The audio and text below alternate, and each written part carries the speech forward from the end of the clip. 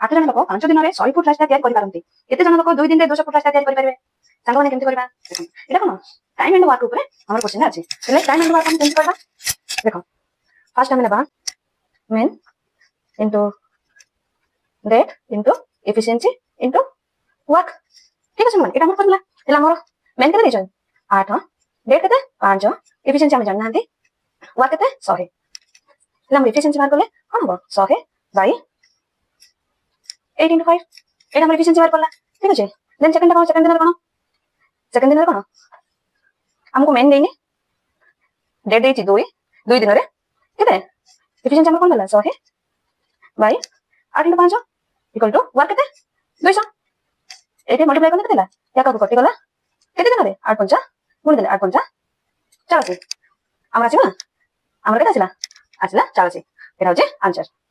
ଯଦି ଭିଡ଼ିଓଟି ଭଲ ଲାଗିଥିବ ସିଓର ଲାଇକ୍ କରିବେ।